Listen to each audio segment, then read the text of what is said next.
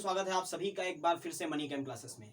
और हम लोगों का ये होने वाला है सोल्यूशन का लेक्चर नंबर 8। और लास्ट जो लेक्चर था वो बहुत ज़्यादा इंपॉर्टेंट था, क्योंकि वहाँ पर हम लोगों ने पूरी चीज़ें डिस्कस कर रही थी। किसके बारे में? हम लोगों ने लगभग सारी बातें डिस्कस की। किसके बारे में? वेपर प्रेशर के बारे में। और उसके बाद में हम लोगों ने एक लॉ पढ़ा जो कि बहुत ज़्यादा इंपॉर्टेंट था, उसका नाम था राउल्ट्स लॉ। और राउल्ट्स लॉ हम लोगों ने बेसिकली वहाँ पर कुछ कंडीशन लेकर के पढ़ा। पहली बात तो हम लोगों ने कंडीशन क्या ली कि वो सॉलिड लिक्विड फेस के लिए था, यानी कि वहाँ पर जो हमारा सॉल्वेंट था वो किसके लिए था? वो लिक्विड था। और जो हमारा सॉल्यूट था वो कैसा था? वो सॉलिड था। और दूसरी बात क्या थी कि जो सॉलिड था वो नॉन वोलेटाइल था, यानी कि वो वेपर स्टेट में आने की टेंडेंसी नहीं रखता था। और उसके बाद में हम लोगों ने एक फॉर्मूला निकाला, that is relative lowering of vapour pressure is equal to the mole fraction of the solute present in the solution. यानी कि हम लोगों ने क्या निकाला? P minus P S upon P is equal to small N upon small n plus capital N. और infinitely या extremely dilute solutions के लिए हम लोगों ने स्मॉल एन को क्या कर दिया था? हम लोगों ने स्मॉल एन को कर दिया था निग्लिजिबल। और हमारा फॉर्मूला निकल करके आया था relative lowering of vapour pressure, that means P minus P S upon P is equal to small N upon capital N, where small N are the number of mole of solute and capital N are the number of mole of क्या? Number of mole of solvent. Clear? यहां तक की बातें हम लोगों ने last video में कर ली थी। अब ये लेक्चर उससे भी ज्यादा इंपॉर्टेंट होने वाला है, क्योंकि कई सारे बच्चों ने लास्ट वीडियो के कमेंट में बहुत बढ़िया बढ़िया आंसर दिए। ठीक है, सबको ऑल द बेस्ट, क्योंकि सबके आंसर अप्रॉक्सीमेटली सही थे। और मेरा क्वेश्चन बहुत छोटा सा था कि अगर हमारे पास में दो चीजें होती हैं, हमारे पास में ए हो और डायरेक्ट प्रोपोर्शन का साइन लगा हो और हो बी, तो हम लोग क्या करते हैं? जब इसको इक्वल बनाते हैं तो यहाँ पर एक कांस्टेंट ऐड अप करते हैं, दैट इज के इंटू बी लिख देते हैं। तो मैंने पूछा था रीजन की, इस के को लगाने का रीजन क्या होता है। ठीक है, और उम्मीद भी हमें थी किसकी? पुराने बच्चों से ही मेरी अपील भी थी कि हाँ आकर के इसका आंसर दो, क्योंकि नए बच्चों को तो अभी मुझे ये चीजें क्या करनी थी? सिखानी थी। तो भाई देखिए, यहां से आप क्या कर सकते थे? यहां से आप देख सकते थे कि ए अपॉन बी अगर निकाला जाए तो किसके बराबर आ जाता? कांस्टेंट के बराबर आ जाता। यानी कि ये लगने वाला कांस्टेंट कोई बहुत बड़ी चीज नहीं थी, ये थी वो रेशियो जिसमें दोनों क्वांटिटीज एक दूसरे के कंपेरिजन में बढ़ती हैं या घटती हैं। फॉर एग्जाम्पल मैं उसका आंसर अब दे रहा हूं, क्योंकि मुझे कमेंट्स का ही इंतजार था। जब कमेंट्स आ गए तो मैं आंसर दे रहा हूं आपको। यहां पर जगह खाली मैं यहीं पर दे रहा हूं। अगर मैंने लिख दिया A is directly proportional to B, इसका केवल एक मतलब है कि जब ए को बढ़ाते हैं तो बी भी बढ़ता है, जब ए को घटाते हैं तो बी भी घटता है। बस इतना सा तो मतलब है। तो अगर हम लोग क्या कर रहे हैं, मान लो ए को बढ़ाया हमने 2 गुना और बी भी कितना हो गया? 2 गुना। ठीक है, ए को भी बढ़ाया 2 गुना, बी भी कितना हो गया? 2 गुना। ए को बढ़ाया 3 गुना, बी भी कितना हो गया? 3 गुना हो गया। तो देखो, जितना ए बढ़ा रहे हैं उतना ही क्या बढ़ रहा है? बी बढ़ रहा है। तो अगर हम लोग क्या निकाले? ए अपॉन बी निकाले तो आएगा 2 अपॉन 2, दैट इज किसके बराबर आ जाएगा? 1 के। अगर हम लोग यहाँ पर ए अपॉन बी निकाले तो आएगा 3 अपॉन 3, दैट इज किसके इक्वल आ जाएगा? 1 के। यानी कि जिस कंपेरिजन में जितना ए को बढ़ाया जाता है जस्ट उतना ही ए क्या बढ़ता है? बी बढ़ता है।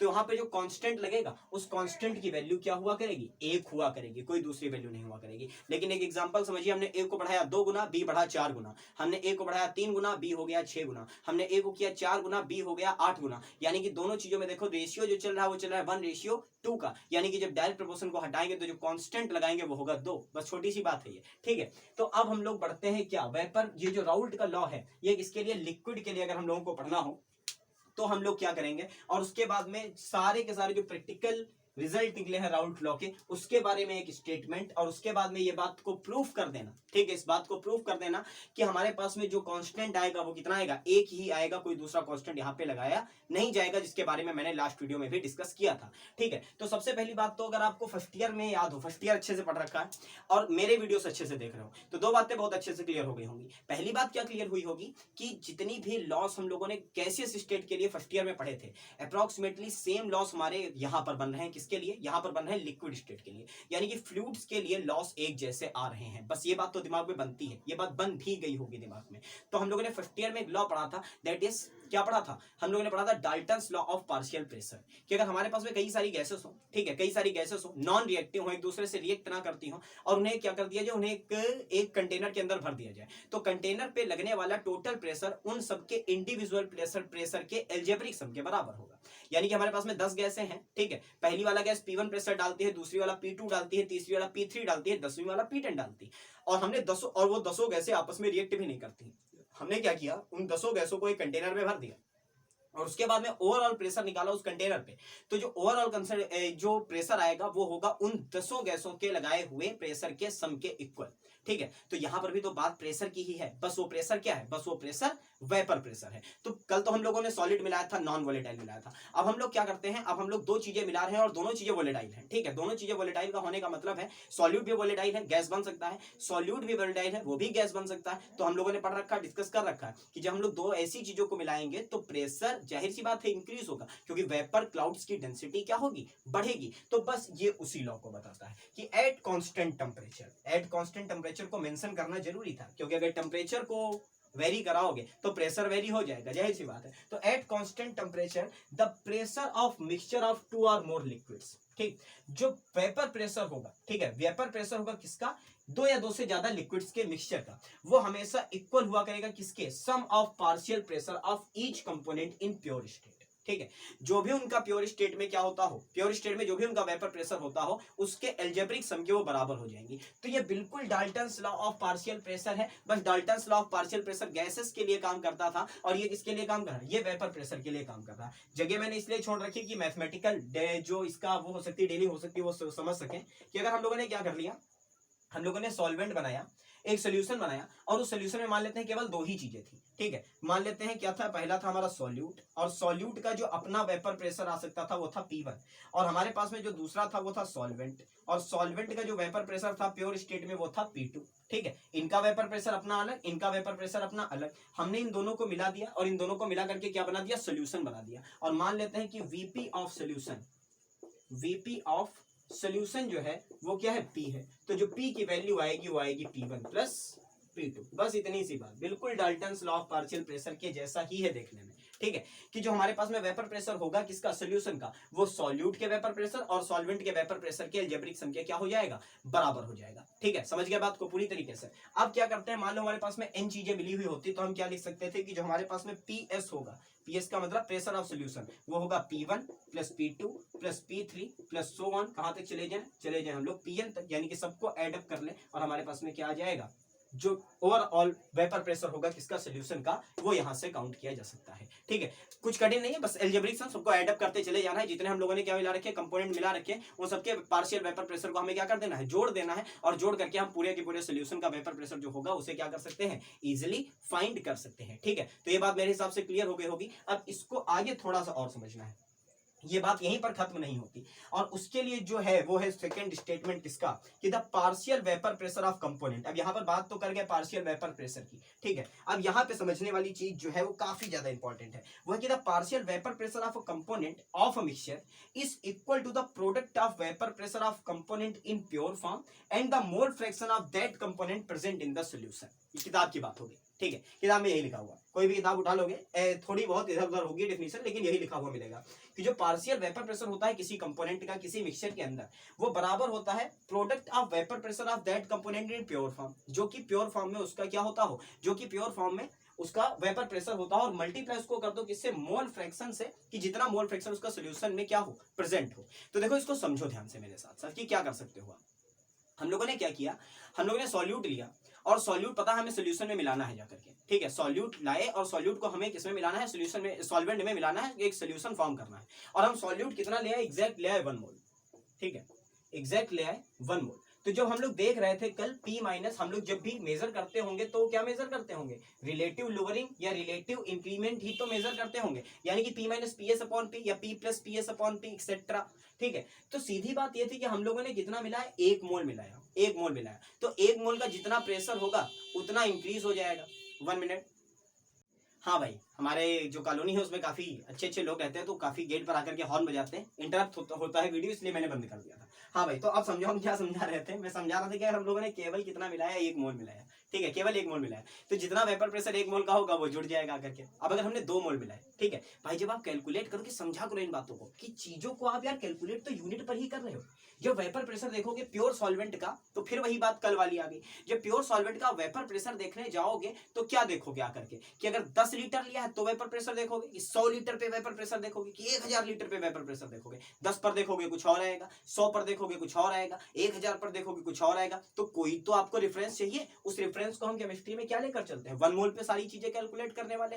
तो अगर 1 मोल से, समझो बात को ध्यान से, अगर 1 मोल से कितना प्रेशर बढ़ रहा है, P नॉट प्रेशर मान लेते हैं बढ़ रहा है, 1 मोल से P नॉट प्रेशर बढ़ रहा है, और बाद में हमने बताया कि आपने ऐड कितना किया, आपने ऐड किया है 5 मोल, तो आप कह दोगे प्रेशर बढ़ा होगा 5 इंटू P नॉट। तो ये क्या कठिन है, 1 मोल से अगर P प्रेशर बढ़ता है तो 10 मोल से 10 P प्रेशर बढ़ेगा, 100 मोल से 100 P प्रेशर बढ़ेगा, यानी कि प्रेशर किसके बराबर बढ़ेगा, कि प्रेशर किसके बराबर बढ़ेगा, प्रेशर बढ़ेगा pressure, partial pressure of that component in pure state and eight unity, उसको मेंशन करने की भी जरूरत नहीं, वो तो एक पर ही निकाला गया होगा, and multiply by the number of मोल। तो नंबर ऑफ मोल यहां पर तो हम कह रहे हैं कि हाँ नंबर ऑफ मोल 5 मिला है एग्जैक्टली, लेकिन वहां पर तो वेपर प्रेशर जो है वो कंबाइंड है, समझो बात को ध्यान से, वेपर प्रेशर जो है वो कंबाइंड है, वो किसका है, सॉल्वेंट प्लस सॉल्यूट का वेपर प्रेशर ऊपर बना हुआ है। तो वहां पर आपको नंबर ऑफ मोल से डील करना होगा, जी नहीं, नंबर ऑफ मोल से नहीं, आपको ये पता करना होगा कि उस पूरे वेपर प्रेशर में, ठीक है, जैसे ये पता करते हो कि इस सोल्यूशन में कितने फ्रैक्शन ऑफ मोल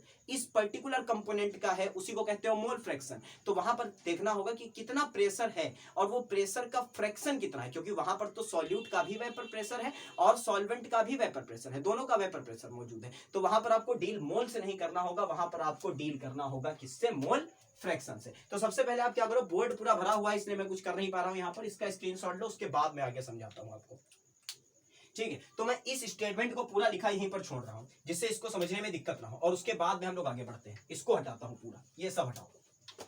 अब देखो भाई, कुछ चीजें एज्यूम करते हैं और कुछ चीजें एज्यूम करके इस स्टेटमेंट को समझने की कोशिश करते हैं कि ये क्या लिखा हुआ है। लिखा हुआ है कि वेपर प्रेशर जो है किसी कंपोनेंट का, ठीक है, वो जो वेपर प्रेशर होगा, total vapour pressure of that solution, वो इक्वल हुआ, जो वेपर प्रेशर होगा वो दो चीजों का प्रोडक्ट हुआ करेगा। किसका किसका प्रोडक्ट, पहली बात तो पार्शियल वेपर प्रेशर उसका खुद का, और multiply by the mole fraction जो कि किसी सॉल्यूशन में क्या हो, प्रेजेंट हो। तो हम लोग मान लेते हैं कि हमारे पास में दो चीजें हैं, और वो दो चीजें क्या है, मान लेते हैं पहली चीज है ए और दूसरा कंपोनेंट है बी, ठीक है। ये फर्स्ट कंपोनेंट है, ये हमारा सेकंड कंपोनेंट है, ठीक है। फर्स्ट कंपोनेंट को मान लेते हैं ये है हमारा सॉल्यूट और ये है हमारा सॉल्वेंट, ठीक है। बहुत आसानी से समझना है चीजों को। और हमने क्या बनाया, सोल्यूशन, और सोल्यूशन बनाया तो हमने क्या कर दिया, ए और बी को मिला दिया, यानी ए प्लस बी मिला, ठीक है, पूरी तरीके से। इसका जो प्रेशर है उसको मान लेते हैं P not a in pure form, जब प्योर था। इसका प्रेशर मान लेते हैं पी नॉट बी, और इसको हम लोग हमेशा से क्या मानते हैं, पीएस, प्रेशर ऑफ सॉल्यूशन, ठीक है। इसको क्या मानते हैं, प्रेशर ऑफ सॉल्यूशन। इसका मोल, अब यहां पर हम लोगों ने मोल तो अभी पूरी तरीके से इंट्रोड्यूस नहीं किए। इसके कितने मोल है, मान लेते हैं काई ए, इसके कितने मोल है हमारे पास, काई बी, और यहां पर कितने मोल होंगे, यहां पर कितने मोल होंगे, जितने मोल इसके हो और जितने मोल इसके हो, यानी कि होंगे काई ए प्लस काई बी। इसको टोटल कितना मान सकते हो, 1, ठीक। अब फिर दिमाग घूम गया, इसको 1 कैसे मान लिया, मैंने इसका मोल फ्रैक्शन माना काई ए, मैंने इसका मोल फ्रैक्शन माना काई बी, तो दो ही तो कंपोनेंट है। मोल फ्रैक्शन का सम कितना होता है, मोल फ्रैक्शन का सम कितना होता है, 1। चाहे मैं लिखता यहाँ पर काई ए प्लस काई बी, तब समझ में आ जाता, हाँ समझ में आ गया, एक के काई ए दूसरे का काई बी, तो काई ए प्लस काई बी हो गया सोल्यूशन का। लेकिन काई ए प्लस काई बी की वैल्यू कितनी होती है, 1 ही तो होती है यार। सारे वीडियो देख लो, तब इस वीडियो पर आओ, सारी चीजें क्लियर हो जाएंगी। अब आगे बढ़ते हैं हम लोग। तो इस स्टेटमेंट के अकॉर्डिंग, इस स्टेटमेंट के अकॉर्डिंग जो यहां पर इसका ओवरऑल वेपर प्रेशर इस सॉल्यूशन में आएगा, वो आएगा, मान लेते हैं P1, तो वो आएगा हमारे पास में क्या, काई A multiply by P not.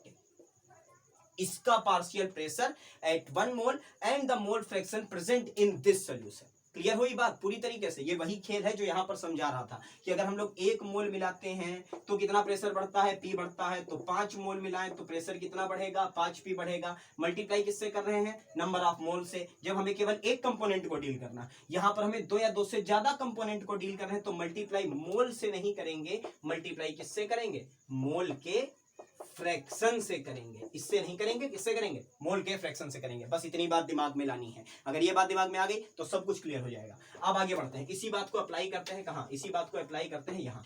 तो यहाँ का प्रेशर मान लेते हैं, प्रेशर इन द सोल्यूशन है P2, तो P2 की वैल्यू हो जाएगी P नॉट मल्टीप्लाई बाई काई बी। और यहाँ का प्रेशर क्या होगा, आप दिमाग लगाओ, यहाँ का प्रेशर क्या होगा, यहाँ का PS बराबर होगा, अभी पढ़ा Dalton's law of partial pressure जैसा राउल्ट लॉ, वो होगा P1 प्लस P2 के। कुछ कठिन है क्या, ठीक है, समझो बात को ध्यान से। पता है मुझे कठिन हो रहा है थोड़ा थोड़ा। सॉल्यूट है ए, सॉल्वेंट है बी, सोल्यूशन है ए प्लस बी। सॉल्यूट का P नॉट ए है 1 मोल पर, ठीक, मैंने पहले ही क्लियर कर दिया कितने पर है, 1 मोल पर हम लोग हमेशा मेजर कर रहे हैं।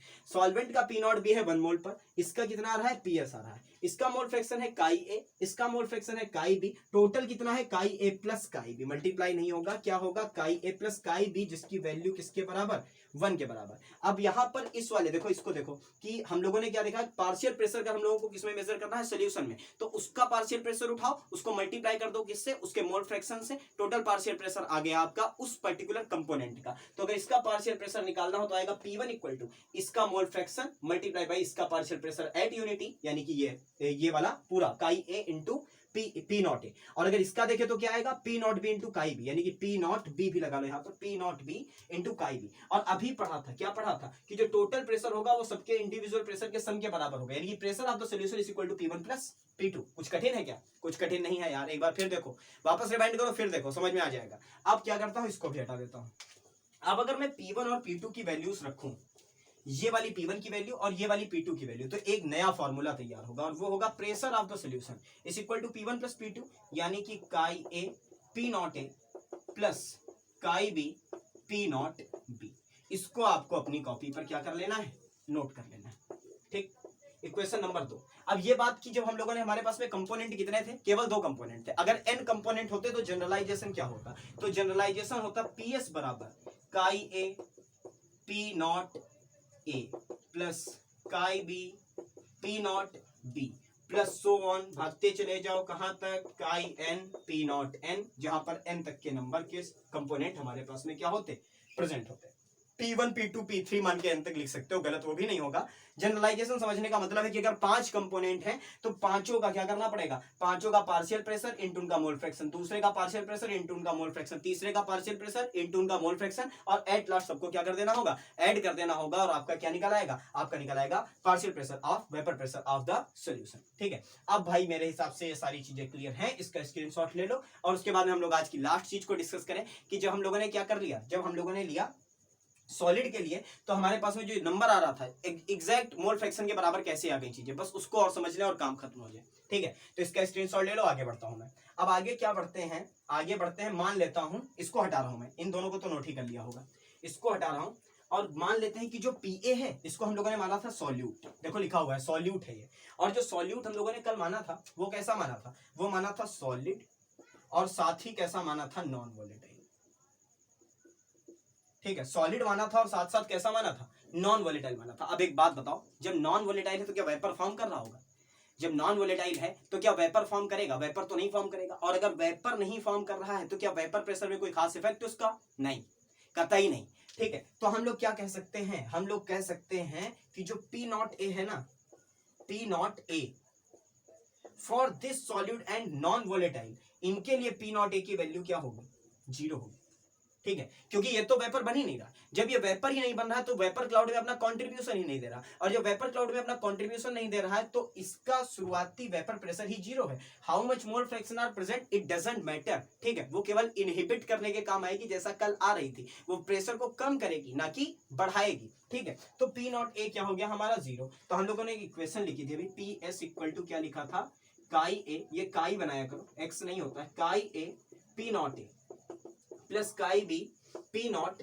बी, ये बनाया था हम लोगों ने, ठीक है। अब क्या कर लेते हैं, देखो यहाँ पर PA की वैल्यू तो 0 हो गई, तो अगर PA की वैल्यू 0 है तो हम क्या कह सकते हैं, PS बराबर, ठीक है, PS बराबर किसके बराबर आ गया, देखो PA की वैल्यू 0 तो होल टर्म 0 हो गया, केवल क्या बचा, बचा काई बी P नॉट बी, ठीक। ये बात समझ में आई, काई बी P नॉट बी। अब हम लोगों को पता है कि काई ए प्लस काई बी की वैल्यू क्या होती है, 1 होती है, काई ए प्लस काई बी की वैल्यू क्या होती है, 1 होती है। यानी कि अगर मैं काई बी की वैल्यू लिखूं यहां से तो क्या लिखूंगा, 1 माइनस काई ए, तो लिखो भाई PS is equal to 1 minus chi A into P naught B.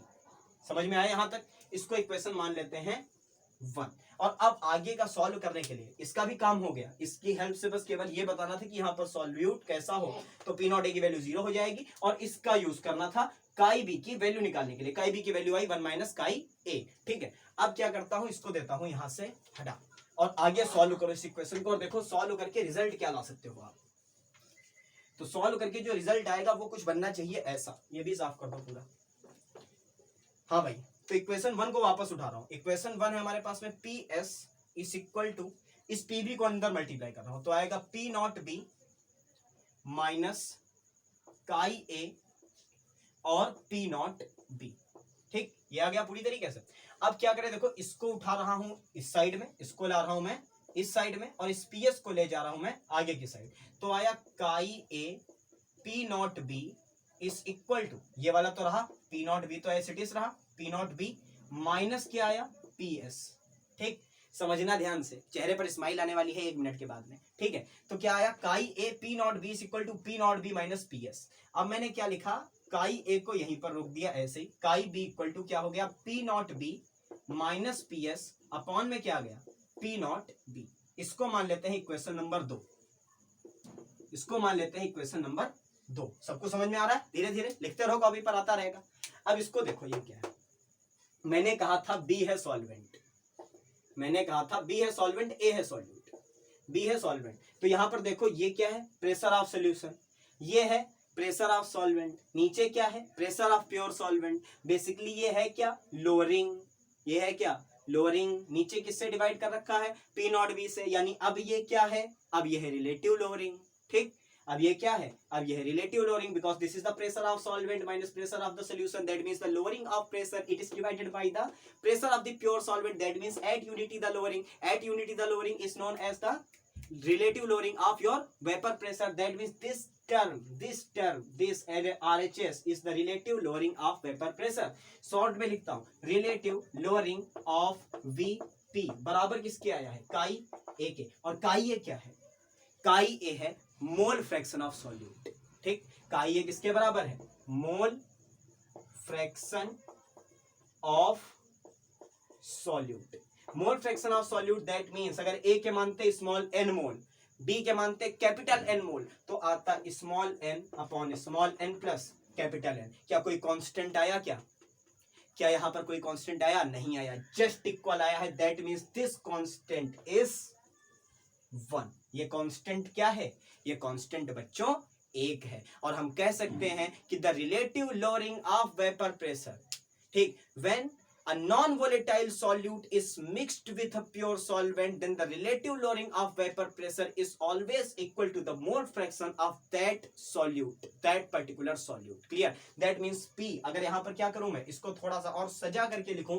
तो मैं लिख सकता हूं PB को मान लेते हैं सॉल्वेंट का है, तो लिख सकता हूं P minus PS upon P is equal to chi A को लिख सकता हूं small N upon small n plus capital N, ठीक है। तो ये तो हम लोगों ने कल ही प्रूफ कर रखा है। तो अब मेरे हिसाब से सारी चीजें आपके लिए क्या हो गई होंगी, क्लियर हो गई होंगी। राउल्ट लॉ आज खत्म होता है, अगले टॉपिक को मैं इंट्रोड्यूस कर देता हूं। क्या पढ़ना है आपको पढ़ना है elevation in boiling point and the depression in freezing point, ठीक है। तो हमारा 8वां लेक्चर ये बन रहा है, एक और बनेगा, उसके बाद वन टॉप फैक्टर पे एक आएगा, उसके बाद न्यूमेरिकल्स पे आएंगे, यानी कि अच्छा खासा चलेगा हम लोगों का सोल्यूशन चैप्टर, लेकिन सब कुछ पूरी तरीके से खत्म होगा, अच्छे से खत्म होगा। तो अगर सारी चीजें समझ में आ रही हैं तो वीडियो को तुरंत लाइक करो, चैनल को फटाक से सब्सक्राइब कर लो, तब तक पढ़ते रहो और सब लोगों तक पहुंचाते रहो जहां तक इसकी जरूरत है। Thank you very much.